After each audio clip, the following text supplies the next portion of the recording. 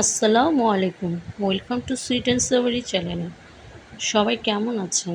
আলহামদুলিল্লাহ, আমি অনেক ভালো আছি। আমিও বানিয়ে ফেললাম ইউটিউব এবং ফেসবুকের ভাইরাল বেলুন পুরি। আমি কীভাবে বানিয়েছি সেটা আজ আপনাদের দেখাবো। চলুন তাহলে দেখে নেওয়া যাক। এখানে আমি 1 কাপের মতো ময়দা নিয়ে নিয়েছি, 1 চামচের মতো চিনি দিয়ে দিলাম, সামান্য লবণ এবং 2 টেবিল চামচের মতন তেল দিয়ে দিলাম, দিয়ে ভালোভাবে মেখে নেব। যখন দেখবেন ময়দাটা এরকম হাত দিয়ে দলা পেকে যাচ্ছে, চাপ দিলে বুঝে নিতে হবে ময়দাটা মাখানো হয়ে গেছে। তারপর আমি নর্মাল পানি দিয়ে একটা ডো তৈরি করে নেব। ডোটা বেশি শক্ত হবে না, বেশি নরমও হবে না, নর্মাল একটা ডো তৈরি করে নেব। এবার আস্তে আস্তে পানি দিতে হবে, একসাথে বেশি পানি দিবেন না। এরকম একটা ডো তৈরি হয়ে গেল। তারপর এটা 10 মিনিটের জন্য আমি রেস্টে রেখে দিলাম। এখানে আমি 2টো আলু সিদ্ধ করে গ্রেট করে নিচ্ছি।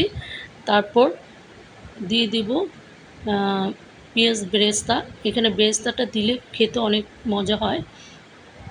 সামান্য একটু লবণ দিয়ে দিলাম। এখন মশলা দিয়ে দেব। এখানে 1 চামচের মতো মরিচের গুঁড়ো, 1 চামচের মতো আদা রসুন বাটা, আর 1 চামচের মতো জিরের গুঁড়ো এবং চিলি ফ্লেক্স দিয়ে দিলাম। দিয়ে ভালোভাবে মিক্সড করে নেব। আলুর সাথে এটাকে ভালোভাবে মিশিয়ে নেব। ঝালটা আপনাদের পছন্দ মতন দিয়ে নেবেন, যে যেরকম ঝাল খান। ভালোভাবে মিশিয়ে নেওয়ার পর এটাকে আমি সাইডে রেখে দেব। এখন আমি যে বেলুন পুরিটা তৈরি করব তার জন্য আমি কয়েকটা লিচি কেটে নেব। এখানে আমার 6টা হয়েছে লিচি। আমি একটু ভাগ করে নিচ্ছি। ভাগ করার পর আমি একটা করে বেলুন পুরি বানিয়ে নেব। এটা বানাতে এতটা মজা যা একবার না বানিয়ে বুঝতে পারবেন না। আমি এটা বানিয়ে খুবই মজা পেয়েছি। এখন আমি এটাকে একটা রুটি শেপে নিয়ে নেব। রুটির মতনই হবে না, এটা একটু ছোট হবে কিন্তু একটু মোটা হবে, বেশি পাতলা করব না। এর মধ্যে আমি ওই যে পুরটা বানিয়েছি সেটা দিয়ে দিব। দিয়ে এর মাঝখানে আমি একটা স্ট্র দিব। দিয়ে এটাকে আমি একটু সিল করে দেব। ভালোভাবে চেপে চেপে সিল করতে হবে, যেন কোনো রকম ফাঁকা না থাকে। এভাবে মুড়িয়ে মুড়িয়ে সিল করে দিচ্ছি। ভালোভাবে মোড়াতে হবে যেন ফাঁকা না থাকে, না হলে পুরিটা ভালোভাবে ফুলবে না। আমি স্টোভ দিয়ে ফুলিয়ে নিয়েছি। দেখেন হয়ে গেল আমার বেলুন পুরি। কতটা সুন্দর ফুলেছে, একদম বালিশের মতো, আর দেখতেও কত সুন্দর লাগছে, তাই না? আমি আরেকটা দেখিয়ে দিচ্ছি আপনাদেরকে। এভাবে পুর দিয়ে তার মধ্যে স্টোভটা দিয়ে দিব, দিয়ে ভালোভাবে সিল করে নেব।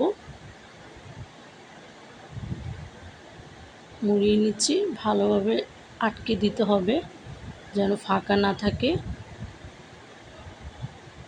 ভালোভাবে আটকে দিচ্ছি। প্রথমটা আমার একটু সুন্দর ফুলে গিয়েছিল, নেক্সটে একটু ফুল ছিল না, একটু ফাঁকা ছিল বলে আমি পরে এটাকে চাপ দিয়ে ফুলিয়েছিলাম। দেখেন বালিশের মতো ফুলে গেছে। এটাকে ভালোভাবে আটকে দিলাম। জানি না ক্যামেরাতে কতটুকু বোঝা যাচ্ছে ফুলাটা, কিন্তু অনেক সুন্দর সবগুলো ফুলেছিল। এখন আমি এগুলো আস্তে আস্তে সবগুলো ভেজে নেব ব্রাউন কালার করে। এটা এতটা মজা হয়েছিল খেতে, যা বলে বোঝানো যাবে না। না বানালে আপনারা বুঝতে পারবেন না কতটা মজা হয়েছিল। এভাবে ব্রাউন কালার হয়ে গেছে, আমি এগুলো এক একটা তুলে নেব। আপনারা যদি আমার এই ভিডিওটি ইউটিউব থেকে দেখে থাকেন অবশ্যই লাইক, শেয়ার, কমেন্ট, সাবস্ক্রাইব করবেন। আর এই ভিডিও ডিসক্রিপশন বক্সে আমার ফেসবুক লিঙ্কটা দেওয়া থাকবে, অবশ্যই লাইক, শেয়ার, কমেন্ট, ফলো দিয়ে রাখবেন। দেখেন হয়ে গেল আমার বেলুন পুরি। অবশ্যই বাসা বানিয়ে খাবেন এবং মেহমানদেরকে এইভাবে বানিয়ে দিবেন। মেহমানরা আপনার থেকে রেসিপি অবশ্যই চাইবে। দেখেন এটা এতটা সুন্দর হয়েছে, এতটা ফুলকো হয়েছে এবং ভিতরে এতটা খাস্তা হয়েছে, যা বানিয়ে না খেলে বুঝতে পারবেন না।